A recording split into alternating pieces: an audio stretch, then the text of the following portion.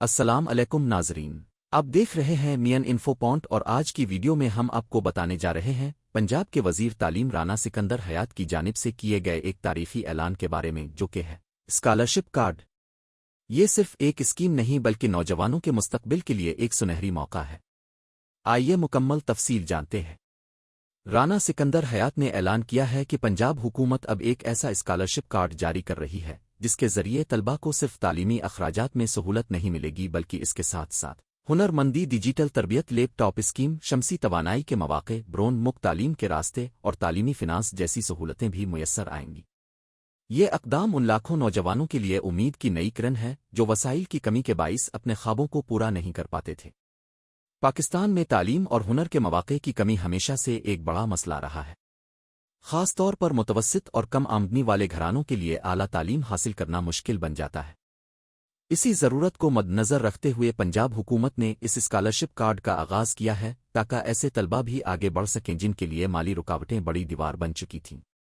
اس سے قبل ہونہار اسکالرشپ اور ہنر پروگرام کے تحت طلباء کو سہولتیں دی جا رہی تھیں اور ہزاروں نوجوان مستفید بھی ہوئے، لیکن اب اسکالرشپ کارڈ کے ذریعے ان سب اقدامات کو ایک پلیٹ فارم پر یکجا کر دیا گیا ہے۔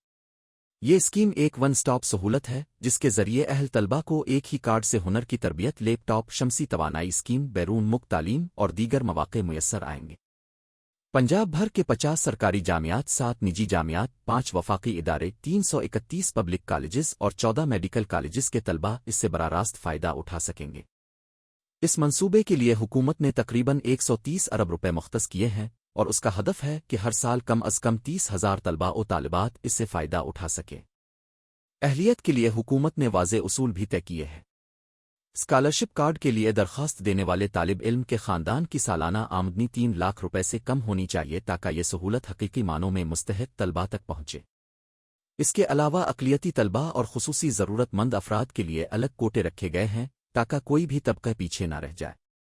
اس سے نہ صرف مساوات قائم ہوگی بلکہ سماجی انصاف کو بھی فروغ ملے گا۔ وزیر تعلیم رانا سکندر حیات نے یہ بھی کہا ہے کہ اسکالرشپ کارڈ کے عمل کو بالکل شفاف بنایا جائے گا۔ اس مقصد کے لیے ایک آن لائن پورٹل قائم کیا گیا ہے جہاں طلباء اپنی درخواست جمع کرا سکیں گے۔ پورٹل کے ذریعے تمام درخواستوں کی اسکریننگ اور شارٹ لسٹنگ کی جائے گی تاکہ میرٹ پر ہی وظائف دیے جائیں۔ مزید یہ کہ مختلف جامعات اور کالجز میں آگاہی سیمینارز کا انعقاد بھی کیا جائے گا تاکہ طلباء کو پوری رہنمائی فراہم ہو سکے۔ اس اسکیم کو کامیاب بنانے کے لیے وزیر اعلیٰ پنجاب مریم نواز شریف خود بھی روزانہ اس کی پیش رفت کا جائزہ لے رہی ہے۔ اس سے ظاہر ہوتا ہے کہ حکومت اس منصوبے کو کتنی سنجیدگی سے آگے بڑھا رہی ہے۔ ان کی ذاتی دلچسپی اس اسکیم کے مستقبل کو مزید محفوظ اور مستحکم بنا رہی ہے۔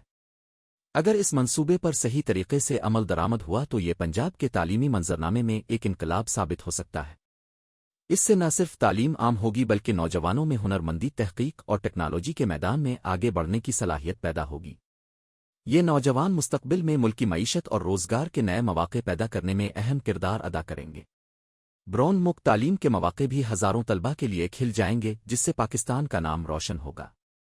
یہ اسکالرشپ کارڈ دراصل حکومت کا ایک عہد ہے کہ وہ تعلیم کو سب کے لیے قابل رسائی اور مساوی مواقع والا نظام بنانا چاہتی ہے۔